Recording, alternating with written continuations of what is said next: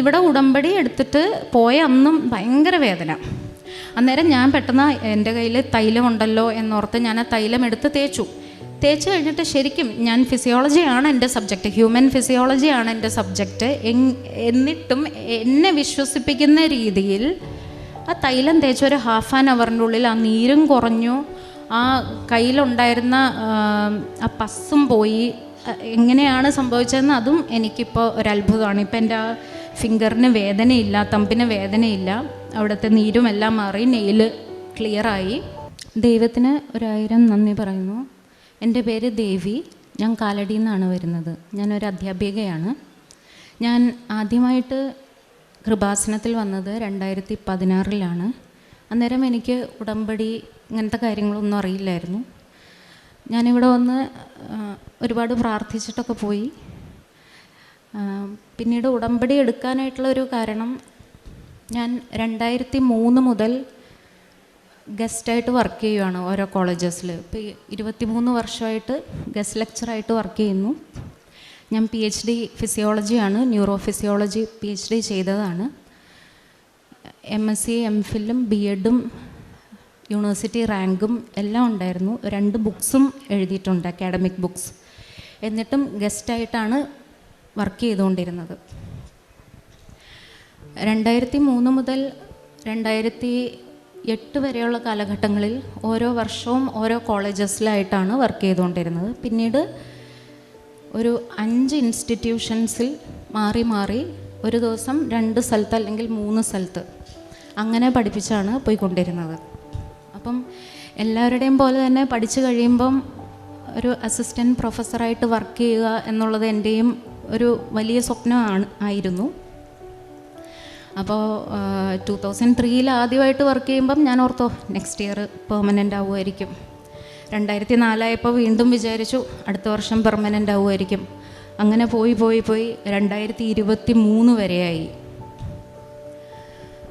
അപ്പോൾ ഞാൻ 2017 ഒരു കോളേജിൽ, നമ്മുടെ എറണാകുളം ഡിസ്ട്രിക്റ്റിലെ വളരെ റെപ്യൂട്ടഡ് ആയിട്ടുള്ള ഒരു കോളേജിൽ ഇൻ്റർവ്യൂ അറ്റൻഡ് ചെയ്യുകയും ഇൻഡെക്സ് മാർക്കിംഗ് ഫസ്റ്റ് എനിക്ക് വരികയും ചെയ്തു. അപ്പം ഞാൻ എക്സ്പെക്റ്റ് ചെയ്തു ഞാൻ റാങ്ക് ലിസ്റ്റിലുണ്ടാവുമായിരിക്കുമെന്ന്. പക്ഷേ റാങ്ക് ലിസ്റ്റ് ഇട്ടപ്പം ഞാനില്ലായിരുന്നു. ആ കോളേജിൽ തന്നെ ഗസ്റ്റായിട്ട് വർക്ക് ചെയ്ത, എന്നാൽ എൻ്റെ അത്രയും ക്വാളിഫിക്കേഷൻ ഇല്ലാത്ത ഒരു ടീച്ചറാണ് അവിടെ ജോയിൻ ചെയ്തത്. അന്നേരം എനിക്ക് ചെറിയ വിഷമമൊക്കെ വന്നു. എങ്കിലും ഞാൻ ഇപ്പോൾ ഇത്രയും സ്ഥലങ്ങളിൽ ഞാൻ വർക്ക് ചെയ്യുന്നുണ്ടല്ലോ, 2 നഴ്സിംഗ് കോളേജ്, പിന്നെ വേറെ ഒരു ആർട്സ് ആൻഡ് സയൻസ് കോളേജ്, പിന്നെ LF ഹോസ്പിറ്റൽ അങ്കമാലി, ഒരു higher secondary school, 2 entrance coaching institutions, ഇങ്ങനെ ഒരുപാട് സ്ഥലങ്ങളിലായിട്ട് യാത്ര ചെയ്ത് നല്ല മടുത്ത് ബുദ്ധിമുട്ടിയായിരിക്കും നമ്മൾ ഒരു സ്ഥലത്തുനിന്ന് വേറൊരു സ്ഥലത്ത് ക്ലാസ് എടുക്കാൻ പോവുക. അപ്പം ഇടയ്ക്ക് ബ്ലോക്കൊക്കെ വരുമ്പം മറ്റേ സ്ഥലത്ത് എത്താൻ ലേറ്റ് ആയാൽ നമ്മുടെ ഉള്ളിലൊരു ടെൻഷനായിരിക്കും. ടൈം ടേബിൾ എനിക്ക് വേണ്ടിയിട്ട് ഫിക്സ് ചെയ്ത് വെച്ചിരിക്കുകയാണ്. അപ്പോൾ എന്നും ഈ ഒരു വിഷമം ഇങ്ങനെ ഉണ്ട്. അങ്ങനെ 2019 ഞാൻ ഇതേപോലെ വളരെ ഫേമസ് ആയിട്ടുള്ള ആലുവയിലുള്ള വേറൊരു കോളേജിൽ ഗസ്റ്റായിട്ട് ജോയിൻ ചെയ്തു. അന്നേരം എനിക്ക് ആ കോളേജിൽ പെർമനൻ്റായിട്ട് കിട്ടണം എന്നുള്ള ഒരു ഭയങ്കര ആഗ്രഹം മനസ്സിലുണ്ടായി. ആ കോളേജും പരിസരവും എല്ലാം മനസ്സിൽ ഭയങ്കരമായിട്ട് എന്നെ അട്രാക്റ്റ് ചെയ്തു. ഞാൻ ഒരുപാട് ആഗ്രഹിച്ചു എനിക്ക് ഇവിടെ വർക്ക് ചെയ്യാനായിട്ടൊരു ചാൻസ് കിട്ടിയിരുന്നെങ്കിൽ. അങ്ങനെ ഇരിക്കുമ്പോഴാണ് 2020 ആ ഒരു ടൈമിൽ കോവിഡ് ടൈം ആയത്. അപ്പോൾ ആ സമയത്ത് എല്ലാം ഓൺലൈൻ ക്ലാസ്സസ് ആക്കി. അങ്ങനെ ഇരിക്കുമ്പം MG യൂണിവേഴ്സിറ്റി, മഹാത്മാഗാന്ധി യൂണിവേഴ്സിറ്റിയുടെ ഒരു ഇൻ്റർവ്യൂ ഞാൻ അറ്റൻഡ് ചെയ്തു. അവിടെ എനിക്ക് ഇതേപോലെ തന്നെ ഓൺ കോൺട്രാക്റ്റ്, പെർമനൻ്റ് അല്ല, ഓൺ കോൺട്രാക്റ്റിൽ എനിക്ക് സെലക്ഷനായി. 2 years ഞാൻ അവിടെ വർക്ക് ചെയ്തു. പിന്നെ ഇതിൻ്റെ ഇടയിൽ ഞാൻ ഈ ഗ്യാപ്പിൽ കുറച്ച് നാൾ പോയി ഗസ്റ്റായിട്ട് വർക്ക് ചെയ്തിരുന്ന ആലുവയിലെ കോളേജിൽ പെർമനൻറ്റ് പോസ്റ്റിന് വിളിച്ചു. അപ്പം ഞാൻ ഇൻ്റർവ്യൂ അറ്റൻഡ് ചെയ്യുന്നു. ഞാൻ റാങ്ക് ലിസ്റ്റിൽ വന്നു. ഫസ്റ്റായിട്ടായിരുന്നു വരേണ്ടത്, പക്ഷേ കുറേ ഉൾക്കളികൾ കാരണം അത് റാങ്ക് ലിസ്റ്റിൽ സെക്കൻഡായി. എങ്കിലും എനിക്ക് വിഷമമില്ല, കാരണം എനിക്ക് ജോയിൻ ചെയ്യാൻ പറ്റുമല്ലോ എന്നോർത്ത് ഞാൻ ഇരിക്കുകയായിരുന്നു. അപ്പോൾ ഇനി പേടിക്കണ്ടല്ലോ. അപ്പം ഒരു സ്ഥലത്ത് ആയി, റാങ്ക് ലിസ്റ്റിൽ സെക്കൻഡ് വന്നു, എനിക്ക് അപ്പോയിൻമെൻറ്റ് ഓർഡർ അയക്കും എന്നവർ പറഞ്ഞു. നെക്സ്റ്റ് എനിക്ക് ജോയിൻ ചെയ്യാമെന്ന് ഞാൻ പ്രതീക്ഷിച്ചിരിക്കുന്നു. അങ്ങനെ വേറെ ആ സമയത്ത് വേറെ 2 കോളേജസിൽ നിന്ന് ആപ്ലിക്കേഷൻ കോൾ ഫോർ ചെയ്തപ്പോൾ ഞാൻ അപ്ലൈ ചെയ്തില്ല. കാരണം എനിക്ക് ഓൾറെഡി ഈ ഒരു സ്ഥലത്തായിട്ടുണ്ട്. ഒരു 1 ഇയറോടെ കഴിഞ്ഞാൽ എൻ്റെ ഏജ് ഓവറാവും. അപ്പം എനിക്ക് എപ്പോഴും സങ്കടമായിരുന്നു. ഞാൻ PhD ഡോക്ടർ ദേവി NP എന്ന് എവിടെയൊക്കെ എഴുതുമ്പോഴോ ബ്രാക്കറ്റിൽ ഗസ്റ്റ് ലെക്ചറർ അല്ലെങ്കിൽ ഓൺ കോൺട്രാക്റ്റ്. അപ്പം ഒരു PhD ചെയ്യുന്ന ആർക്കും ഉണ്ടാകുന്ന പോലെയുള്ള ഒരു ആഗ്രഹം എനിക്കും ഉണ്ടായി. എനിക്ക് പെർമനൻ്റായിട്ട് എവിടെയെങ്കിലും അസിസ്റ്റൻറ്റ് പ്രൊഫസറായിട്ട് കിട്ടണം എന്ന്. അങ്ങനെ ഞാൻ ഈ കോളേജിൽ ജോയിൻ ചെയ്യാൻ ആഗ്രഹിച്ച് കാത്തിരിക്കുകയാണ്. കുറേ നാളായിട്ടും അപ്പോയിൻമെൻറ്റ് ഓർഡർ വരുന്നില്ല. അപ്പം ഞാനും എൻ്റെ മദറും കൂടി ചെന്ന് അന്വേഷിച്ചപ്പം അറിഞ്ഞത് അവിടെ ഒരുപാട് എനിക്ക് പബ്ലിക്കായിട്ട് ഒത്തിരി പറയാൻ പറ്റത്തില്ല, എങ്കിലും ഞാൻ അറിഞ്ഞത് അന്നേരം ഉണ്ടായിരുന്ന പ്രിൻസിപ്പലിൻ്റെ ഒരു ബന്ധു, ആ കുട്ടിക്ക് ടീച്ചിങ് എക്സ്പീരിയൻസ് 1 ഇയർ പോലും ഇല്ല, PhDയും ഇല്ല. അപ്പോൾ ആ കുട്ടിയെ അപ്പോയിൻമെൻറ്റ് ഓർഡർ കൊടുത്തു. ആ കുട്ടി നെക്സ്റ്റ് ഡേയിൽ ജോയിൻ ചെയ്യും.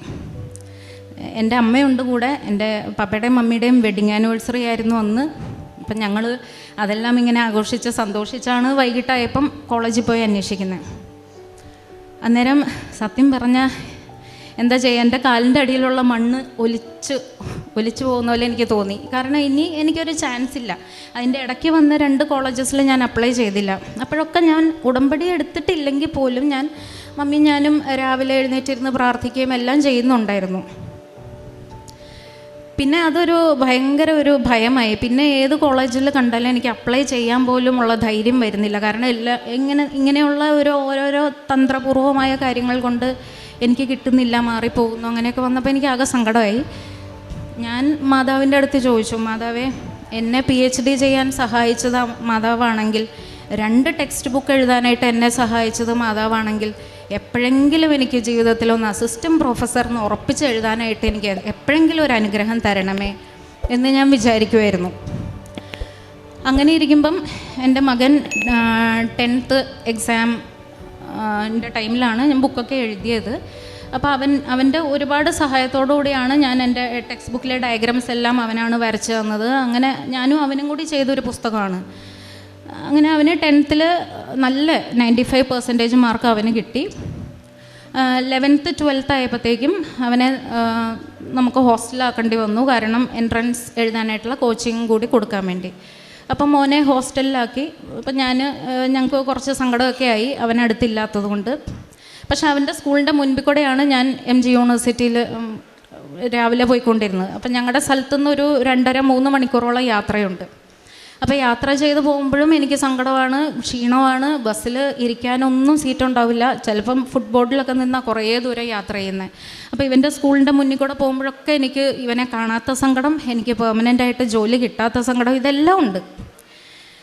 അങ്ങനെ ഇരിക്കുമ്പം ഇവൻ ഒരു 3-4 മാസം കഴിഞ്ഞപ്പം 12th ഒരു 3-4 മാസം കഴിഞ്ഞപ്പോഴത്തേക്കും അവൻ പറഞ്ഞു, അമ്മ ഇനി ഹോസ്റ്റലിൽ നിന്ന് മാറി നമുക്ക് എവിടെയെങ്കിലും ഒരു ഫ്ലാറ്റ് എടുത്ത് നിന്ന് പഠിക്കാം, എന്നാലേ പഠിത്തം ശരിയാവുള്ളൂ, അല്ലെങ്കിൽ എൻട്രൻസ് എങ്ങനെ വരും എന്നറിയില്ല. അപ്പം അമ്മ നമുക്കൊന്നിച്ച് നിൽക്കാം എന്ന് പറഞ്ഞിട്ട് ഞാനും എൻ്റെ പാരൻസും കൂടി ഇവൻ്റെ സ്കൂളിൻ്റെ അടുത്ത് ഒരു ഫ്ലാറ്റ് നോക്കി. അങ്ങനെ ഒരു 2-3 ദിവസത്തിനുള്ളിൽ അപ്പം ഞങ്ങൾ മാതാവിനോട് പറഞ്ഞു, മാതാവേ, നല്ലൊരു സ്ഥലം കണ്ടുപിടിച്ച് തരണം, ഞാനും മോനും കൂടി ഒറ്റയ്ക്കാണ് നിൽക്കുന്നത്. അപ്പോൾ എനിക്കെല്ലാം കൂടി മാനേജ് ചെയ്യാൻ പറ്റുമോ അറിയില്ല, ഞങ്ങൾക്ക് സെക്യൂറായിട്ടുള്ളൊരു സ്ഥലം വേണം. അങ്ങനെ ഞങ്ങൾക്ക് എങ്ങനെയോ 2-3 ദിവസത്തിനുള്ളിൽ ഒരു പുതിയൊരു ഫ്ലാറ്റ് കിട്ടുകയും നമ്മളവിടെ താമസിക്കുകയും മോനും ഞാനും കൂടി തന്നെ താമസിച്ചു തുടങ്ങി. അപ്പം രാവിലെ എഴുന്നേറ്റ് അതുവരെ ഞാൻ വർക്ക് ചെയ്തുകൊണ്ടിരുന്ന എല്ലാ സ്ഥലത്തും വളരെ കറക്റ്റ് ടൈമിൽ ഞാൻ ഒരു 1/2 hour ബിഫോർ എപ്പോഴും എത്താറുണ്ട്. ഈ സ്ഥലത്തോട്ട് മാറിയതിന് ശേഷം പിന്നെ കുറച്ച് ദൂരമായി യാത്ര. അപ്പം ഞാൻ എത്തുന്ന ടൈമിങ് 10 മിനിറ്റൊക്കെ ലേറ്റ് ആവാൻ തുടങ്ങി. അന്നേരം എനിക്ക് പിന്നെയും ഭയമായി തുടങ്ങി. ഇപ്പോൾ ഉള്ള ജോലിയും കൂടി ഇനി പോകുമോ, ലേറ്റായി എത്തുമ്പോൾ ഇനി ഉള്ള കയ്യിലിരിക്കുന്നതും കൂടി പോകുമോ, ഇതൊക്കെ ഒരു ടെൻഷനായി. പിന്നെ മോൻ്റെ പഠിത്തം എങ്ങനെയാവും, ഇവൻ എൻട്രൻസ് ക്വാളിഫൈ ചെയ്യുമോ, 12th നല്ല മാർക്ക് കിട്ടുമോ, ഇതെല്ലാം ടെൻഷനായിരുന്നു.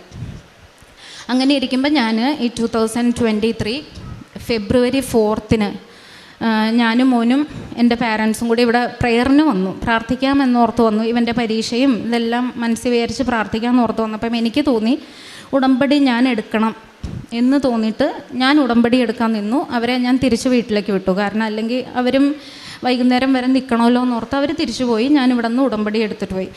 ഉടമ്പടി എടുത്തിട്ട് പോയപ്പോൾ എനിക്ക് അതുവരെ ഇല്ലാത്തൊരു ഭയങ്കര സന്തോഷമായിരുന്നു മനസ്സിന്, ഒരു ശക്തിയും. ഇനിയിപ്പം ഉടമ്പടി എടുക്കാനായിട്ടപ്പം മുകളിൽ ക്ലാസ്സൊക്കെ അറ്റൻഡ് ചെയ്തപ്പം നമ്മളോട് 6 നിയോഗങ്ങൾ എഴുതാൻ പറയും. എനിക്കൊന്നും എഴുതണ്ട, എനിക്കൊന്നും എഴുതാൻ തോന്നിയില്ല. പക്ഷെ പറയുന്നുണ്ട് നമ്മൾ 6 നിയോഗങ്ങൾ എഴുതണം. അന്നേരം ഞാൻ ആദ്യം 1, 2, 3, 4, 5 വരെ എഴുതിയത് എൻ്റെ പാരൻസിൻ്റെ ഹെൽത്തും, എൻ്റെ അനിയത്തി അവൾ ഓസ്ട്രേലിയയിലാണ്, അവളുടെ ജോലിയും അവളുടെ ബിസിനസ്സും ഇതെല്ലാം നന്നായി വരണം, മോൻ്റെ പരീക്ഷ 12th എല്ലാ പാരൻസും ആഗ്രഹിക്കുന്ന പോലെ തന്നെ എൻ്റെ മനസ്സിലുണ്ട്. പ്രത്യേകിച്ച് ഞാൻ ഒരു ടീച്ചറും കൂടെ ആയതുകൊണ്ട് നല്ല മാർക്ക് കിട്ടണം, A+ എല്ലാത്തിനും ഉണ്ടാവണം എന്നൊക്കെ ഞാനും ആഗ്രഹിക്കുന്നുണ്ട്. അപ്പോൾ അതെല്ലാം വെച്ചു. പിന്നെ ഇവൻ്റെ എൻട്രൻസ് ക്വാളിഫൈ ചെയ്യണം, ഈ കാര്യങ്ങളൊക്കെ നിയോഗം വെച്ചു.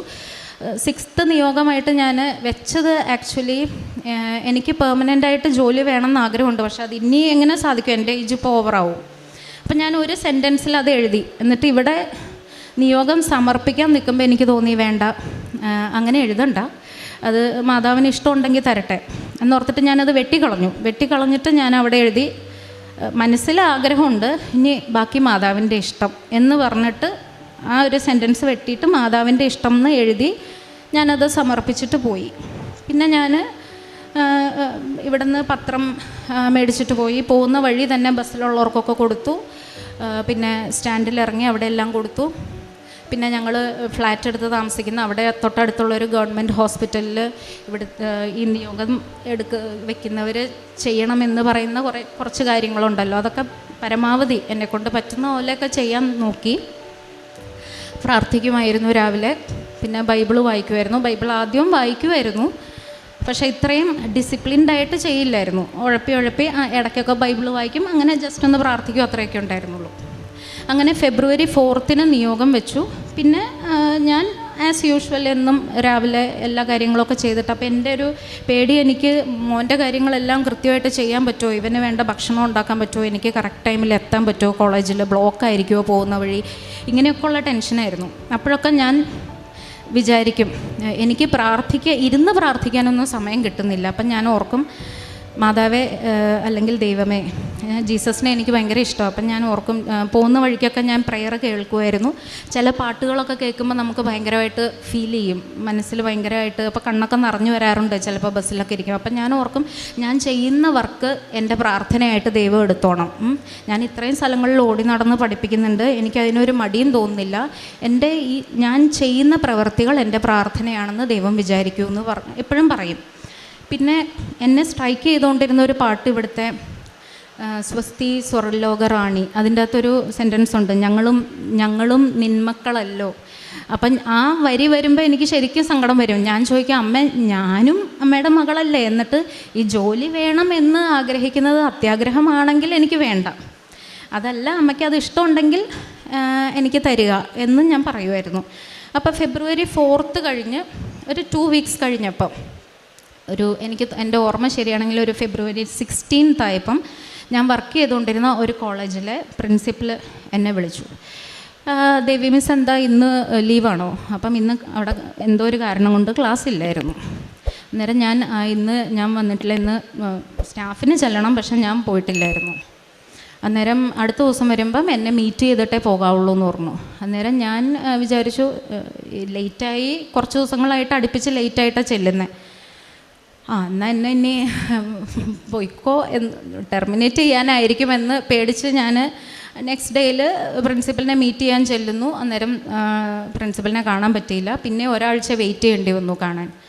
അന്നേരം ഞാൻ പോയി ഇങ്ങനെ വളരെ ഭയത്തോടെ എന്തായിരിക്കും എന്നോട് പറയുക, എന്താണെങ്കിലും എനിക്കത് കേൾക്കാനുള്ള ശക്തി ഉണ്ടാവണം എന്ന് വിചാരിച്ച് എൻ്റെ കയ്യിൽ കാശുരൂപം ഉണ്ടായിരുന്നു, അതും കൈപ്പിടിച്ചിരിക്കുക. വഴക്ക് പറയുന്നതാണെങ്കിലും ഇനി ഇവിടെ വേറെ ആളെ എടുക്കാൻ പോവുകയെന്ന് പറയുകയാണെങ്കിലും എന്താണെങ്കിലും എനിക്കത് താങ്ങാനുള്ള ശക്തി ഉണ്ടാവണമെന്ന് വിചാരിച്ചിരിക്കുമ്പം പ്രിൻസിപ്പൽ ഇങ്ങോട്ട് ചോദിക്കുന്നത്, ദേവി മിസ് ഒത്തിരി വർഷമായില്ലേ ഇവിടെ വർക്ക് ചെയ്യുന്നു, ഞങ്ങൾ കഴിഞ്ഞ ആഴ്ച വളരെ യാദൃശ്ചികമായിട്ട് മിസ്സിൻ്റെ ഫീഡ്ബാക്ക് എടുത്ത് നോക്കുമ്പം എല്ലാ വർഷവും വളരെ 100% നല്ല ഫീഡ്ബാക്കാണ്. അപ്പം മാമിന് ഈ കോളേജിൽ ഫുൾ ടൈമായിട്ട് ജോയിൻ ചെയ്യാൻ ആഗ്രഹമുണ്ടോ എന്ന് എന്നോട് ഇങ്ങോട്ട് ചോദിക്കുന്നു. അപ്പോൾ വളരെ യാദൃശ്ചികമായിട്ട് കഴിഞ്ഞ ആഴ്ച എൻ്റെ ഫീഡ്ബാക്ക്, എന്നെക്കുറിച്ചിട്ടുള്ള ഫീഡ്ബാക്ക് എടുത്ത് നോക്കുക എന്ന് പറയുമ്പോൾ ഞാനിവിടെ ഉടമ്പടി എടുക്കുന്ന ആ ഒരു സമയമാണ്. അന്നേരം എനിക്ക് എങ്ങനെയാണ് അത്, ഞാനപ്പം തന്നെ എനിക്ക് താല്പര്യമുണ്ട് എന്നിങ്ങനെ പറഞ്ഞു. അപ്പം സാറ് പറഞ്ഞു, ഇത്രയും സ്ഥലങ്ങളിൽ വർക്ക് ചെയ്യുന്നതല്ലേ, അപ്പം നല്ലപോലെ ആലോചിച്ചിട്ട് മതി, എല്ലാ കാര്യങ്ങളും നന്നായിട്ട് ആലോചിച്ചിട്ട് മതി എന്ന് പറഞ്ഞു. ഞാൻ വീട്ടിൽ ചെന്നു ആലോചിച്ചു. അന്നേരം അമ്മ പറഞ്ഞു, ഇത് എന്തായാലും മാതാവ് കാണിച്ചു തരുന്നത് തന്നെയാണ്, അപ്പം നമ്മൾ യെസ് തന്നെ പറയുക. അപ്പം നമ്മൾ യെസ് തന്നെ പറഞ്ഞു. ഞാൻ ആ കോളേജിൻ്റെ ഭാഗമാകാനായിട്ട് ആഗ്രഹിക്കുന്നു എന്ന് എൻ്റെ ആഗ്രഹം അറിയിക്കുകയും ചെയ്തു, എൻ്റെ അഭിപ്രായം പറയുകയും ചെയ്തു. നെക്സ്റ്റ് വീക്കിൽ തന്നെ ഇവിടെ സാക്ഷ്യം പറയാൻ വേണ്ടി വന്നിരുന്നു. അപ്പോൾ ഞാൻ ജോയിൻ ചെയ്തിട്ട് പറഞ്ഞാൽ മതി എന്ന് പറഞ്ഞ് നമ്മൾ തിരിച്ചു പോവുക ചെയ്തേ. ഞാൻ ജോയിൻ ചെയ്തു. ഇപ്പം അത് വളരെ കംഫർട്ടബിളായിട്ട് അങ്ങനെ പോകുന്നു. അത് എൻ്റെ ഈ 23 വർഷത്തെ എക്സ്പീരിയൻസിൽ എനിക്ക് കിട്ടിയ അതൊരു അത്ഭുതം തന്നെയാണ്, മറ്റൊന്നുമല്ല. അല്ലെങ്കിൽ അതിന് മുന്നത്തെ മാസം വേണമെങ്കിൽ യാദൃശ്ചികമായിട്ട് അവർക്ക് ഫീഡ്ബാക്ക് നോക്കായിരുന്നു, അത് സംഭവിച്ചില്ല. ഇവിടെ ഉടമ്പടി എടുത്തതിന് ശേഷമാണ്, അതും 2 വീക്സിനുള്ളിൽ എനിക്ക് സംഭവിച്ച. 2003 മുതൽ ഗസ്റ്റായിട്ട് വർക്ക് ചെയ്തിരുന്ന ഞാൻ ഇപ്പോൾ അസിസ്റ്റൻറ്റ് പ്രൊഫസറാണ് പെർമനൻ്റായിട്ട്. അതൊന്ന്. 2, എൻ്റെ മകൻ്റെ പരീക്ഷയാണ്. +2 ബോർഡ് എക്സാമിൻ്റെ സമയത്തെല്ലാം അവന് പനിയായിരുന്നു. പനിയായിട്ട് എൻ്റെ അമ്മ വന്ന് അവനെ ഹോസ്പിറ്റലിൽ കൊണ്ടുപോയി, ഡോക്ടറെ അടുത്ത് കൊണ്ടുപോയി ആൻറ്റിബയോട്ടിക്സൊക്കെ കൊടുത്താണ് പരീക്ഷ എഴുതാനായിട്ട് പോകുന്നത്. അപ്പോൾ അതിൻ്റെ കൂടെ ഞാൻ കൃപാസനത്തിൽ നിന്ന് എനിക്ക് കിട്ടിയ തൈലവും തേനും ഒക്കെ ഞാനിവന് കൊടുക്കുമായിരുന്നു. അവന് എക്സാമിന് പോകുമ്പോൾ അവൻ്റെ പോക്കറ്റിൽ ഞാൻ കാശുരൂപം കുത്തിയിട്ട് വിടുമായിരുന്നു. +2 ബോർഡ് എക്സാമിൻ്റെ റിസൾട്ട് വന്നു. അവന് നല്ല പനിച്ചുകൊണ്ട് എല്ലാ സബ്ജക്റ്റും ഈ പനി വെച്ചിട്ട് പോയി. അവൻ്റെ മൂക്കൊക്കെ ഭയങ്കരമായിട്ട് കൺജസ്റ്റഡായി. മൂക്ക് കൺജസ്റ്റഡ് കഴിഞ്ഞാൽ പിന്നെ അവന് ഭയങ്കര ഇറിറ്റേറ്റഡ് ആയിരിക്കും. അവന് മടി വരും, പരീക്ഷയ്ക്ക് ഇരിക്കുമ്പോൾ എഴുതാൻ തന്നെ മടിയായിരിക്കും. പക്ഷേ 95% മാർക്ക് കിട്ടി. പിന്നെ അടുത്തത് എൻട്രൻസ് എങ്ങനെയാവും എന്നാണ്. അവൻ എഴുതിയ എല്ലാ എൻട്രൻസും ക്വാളിഫൈ ചെയ്തു.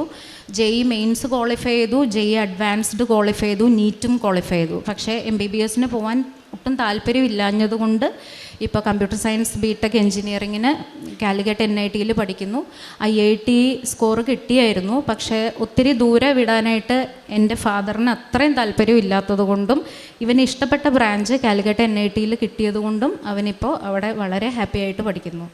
അത് പിന്നെ വേറൊന്ന്, എൻ്റെ ഈ ലെഫ്റ്റ് ഹാൻഡിൻ്റെ തമ്പ് ഒരു 2010 ആ ഒരു സമയത്ത് ഈ ഡോറിൻ്റെ ഇടയിൽ പോയതാണ്. എന്നിട്ട് ചെറുതായിട്ടൊന്ന് ചതഞ്ഞതിന് ശേഷം അവിടെ കുറേ ഓയിൻമെൻറ്റൊക്കെ പുരട്ടി.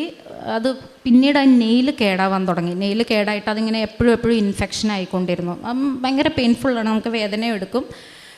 അത് ഈ ഉടമ്പടി എടുക്കുന്നത് വരെ എനിക്കിതിങ്ങനെ പെയിനായിരുന്നു, നീരും വയ്ക്കുമായിരുന്നു. അപ്പം ഞാൻ ഇടയ്ക്ക് നീര് കൂടുമ്പോൾ ഞാൻ ചിലപ്പോൾ അത് ഇൻഫെക്ഷൻ കൂടാതിരിക്കാൻ ചിലപ്പോൾ ഒരു ബാൻഡേജോ അല്ലെങ്കിൽ ഓയിൻമെൻറ്റൊക്കെ പുരട്ടി അങ്ങനെ ഉപ്പൊക്കെ വെക്കുമായിരുന്നു, നാരങ്ങ ഇതെല്ലാം. അതിങ്ങനെ ഒരു കുഴിനഖം പോലെ ആയി തുടങ്ങി പിന്നെ വേദനയും. പക്ഷേ ഇവിടെ ഉടമ്പടി എടുത്തിട്ട് പോയ അന്നും ഭയങ്കര വേദന.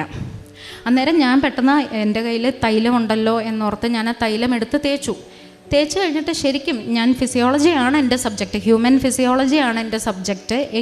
എന്നിട്ടും എന്നെ വിശ്വസിപ്പിക്കുന്ന രീതിയിൽ ആ തൈലം തേച്ച് ഒരു ½ ആൻ അവറിൻ്റെ ഉള്ളിൽ ആ നീരും കുറഞ്ഞു, ആ കയ്യിലുണ്ടായിരുന്ന ആ പസ്സും പോയി.